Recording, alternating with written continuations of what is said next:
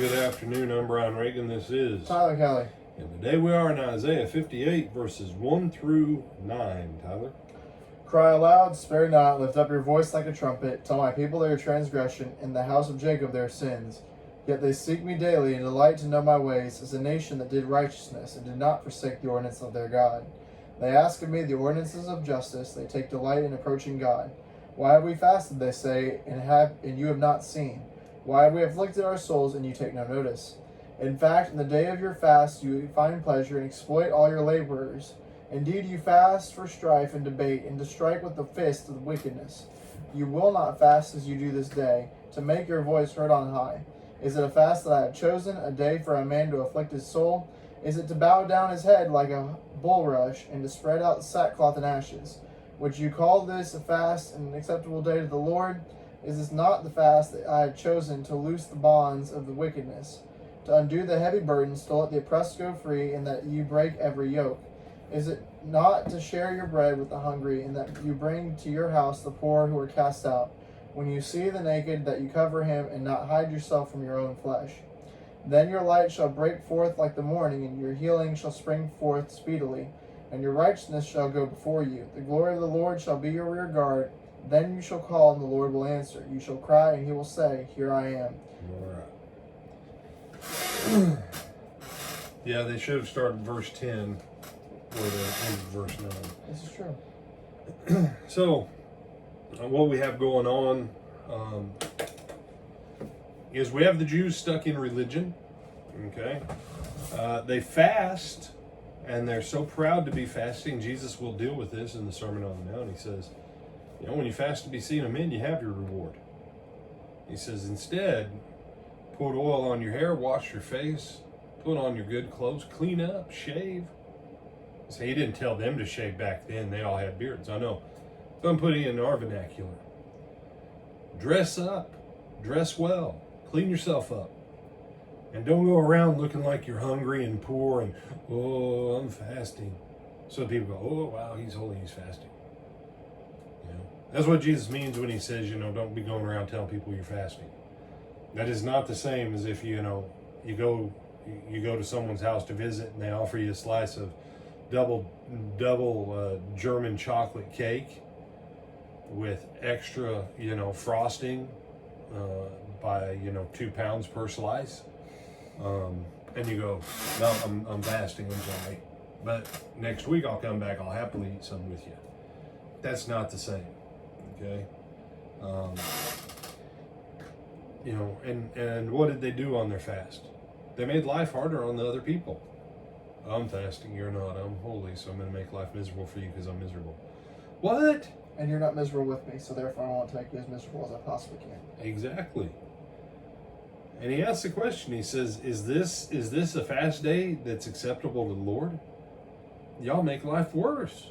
You come to me seeking holiness, and life gets worse." He said, that's not what I set up.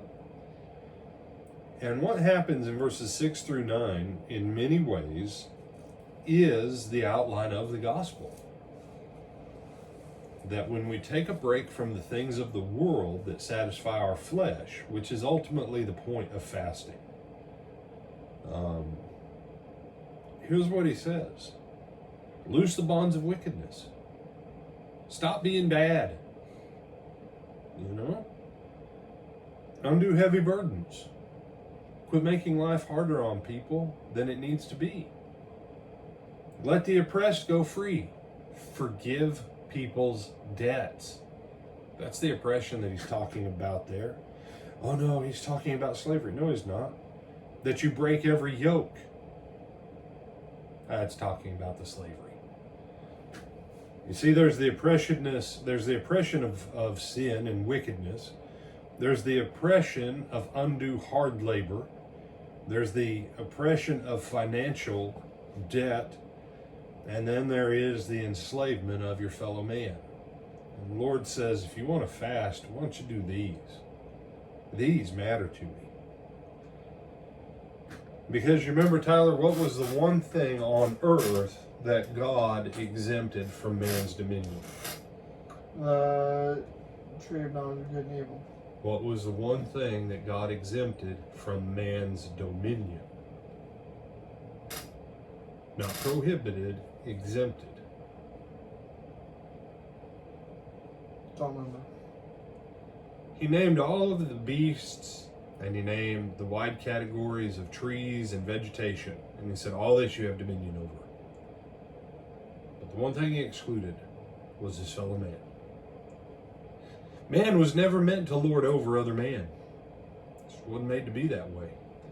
And that's why this fast looks back to the Garden of Eden before the curse, and this fast looks forward to the heart of the gospel and the new heaven, the new earth, also called the New Jerusalem. People want a heaven on earth, then do this stuff.